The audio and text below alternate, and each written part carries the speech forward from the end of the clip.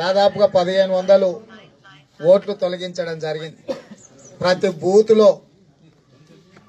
ఒక పద్ధతి ప్రకారం 50 నుంచి 150 ఓట్లు మనకు పడే వాళ్ళని తొలగించడం ద్వారా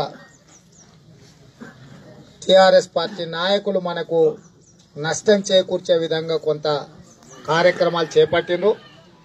ఈసారి అలాంటి తప్పు జరగకూడదంటే ప్రతి బూత్ లో అక్కడ ఉండే మన పార్టీ క్రియాశీలక సభ్యులు ఓటర్ లిస్టు ముందల పెట్టుకొని ఎవరెవరి ఓట్లు తొలగించిండ్రో తిరిగి ఆ ఓటర్లను అందరినీ కూడా నమోదు చేయించే ప్రక్రియ తక్షణమే చేపట్టాలి.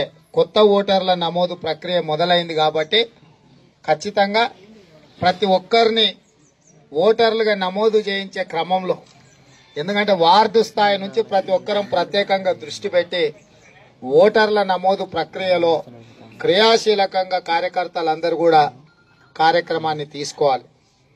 రెండవది, ప్రభుత్వం ఇప్పుడు గతంలో 65 సంవత్సరాలకు పింఛన్ వచ్చేది, ఇప్పుడు 57 సంవత్సరాలకే పింఛన్ ఇస్తామని ప్రభుత్వం చెప్పింది. ప్రతి ఇంట్లో 57 సంవత్సరాలు నిండిన వాళ్ళు ఎంతమంది ఉంటే వాళ్ళందరూ కూడా దరఖాస్తులు తీసుకొచ్చి ఎంపీడీఓలకు ఆ దరఖాస్తులు కూడా మనం అన్నిటిని అప్పచెప్పాలి.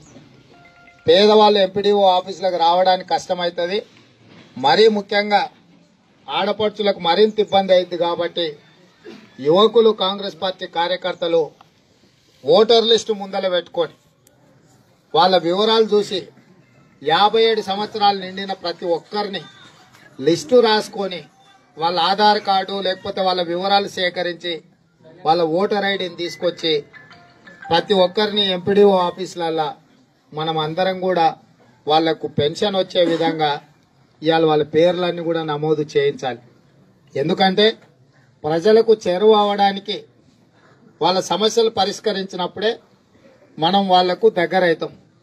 వాళ్ళ సమస్యల పట్ల వాళ్ళు తిరగకుండా వాళ్ళ సహాయాన్ని అందించినప్పుడే వాటిలలో మనకు వాళ్ళ మద్దతు ఉంటుంది.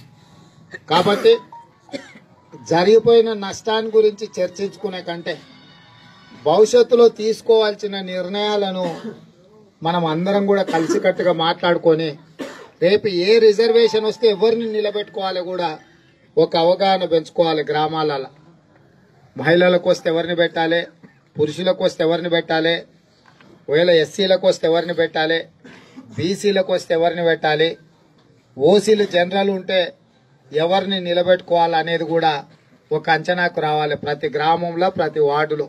ఎందుకంటే ఆఖరి నిమిషంలో మనం నిర్ణయం తీసుకుంటే అతను ఎవరో ఊర్లో తెలిసి ఇదంతా వ్యవస్థ సెట్ అయ్యే వరకే ఎన్నికల ప్రక్రియ ముగిసిపోతుంది. కాబట్టి ఇప్పటి నుంచే గ్రామాలలో ప్రతి ఒక్కరు మన గ్రామ పరిస్థితి ఏంది, మన దగ్గర ఉన్న వ్యవస్థ ఏంది, వాళ్ళని ఏ రకంగా మనం ఎన్నికలలో నిలబెట్టి వాళ్ళని గెలిపించుకోవాలనే దాన్ని కూడా పూర్తి స్థాయిలో గ్రామ కమిటీలు, బూత్ కమిటీలు అందరూ కూడా మొత్తం ఈ ప్రక్రియను ప్రారంభించాలి.